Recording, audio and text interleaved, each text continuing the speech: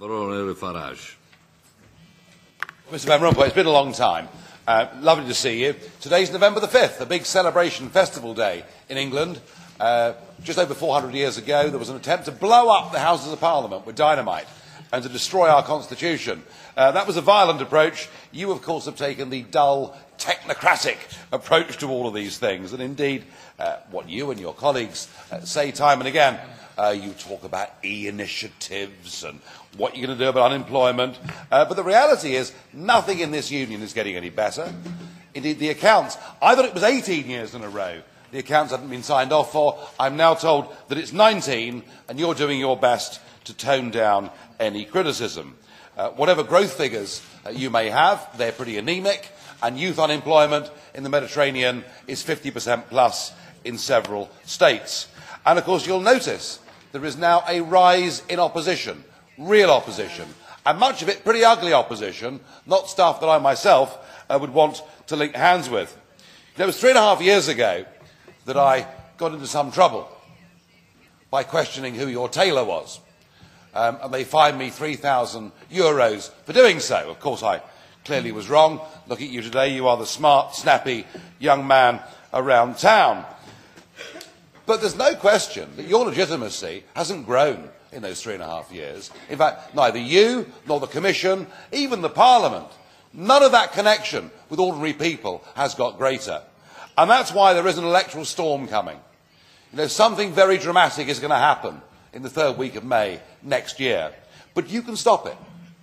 You can stop these dark forces as you see them swarming into this Parliament by actually admitting openly that the time has now come to legitimise or otherwise these institutions by holding free and fair referendums in the Member States as to whether your position should even exist. Because the French and Dutch said, Mr Van Rompuy, you shouldn't exist.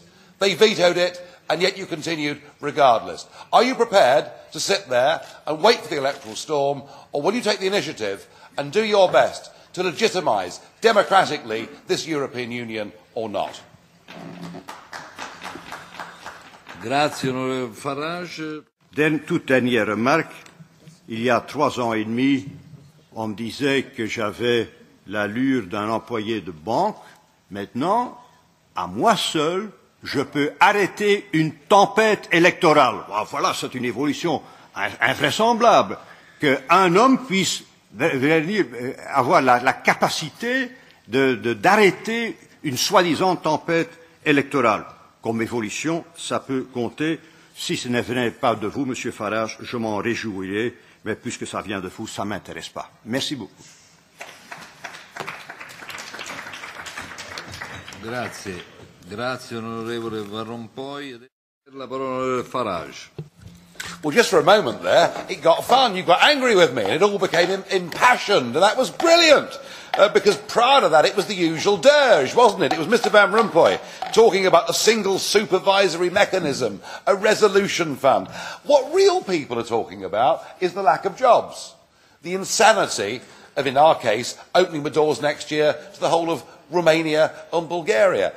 So maybe, Mr Van Rompuy, the answer is to ignore my pleas for a referendum, but just to sort of come out and start attacking me and the Eurosceptics, and maybe then we'll make it a real European election. But I warn you, the language that you and the rest of the European Commission use is not the way that ordinary people speak, it's not how they feel, and honestly, you sit there in front of that flag behind you, that flag and your position were rejected by the French and Dutch in 2005, you've carried on regardless, you have no legitimacy, let's fight it out on the battleground next May. Grazie, onorevole Farage.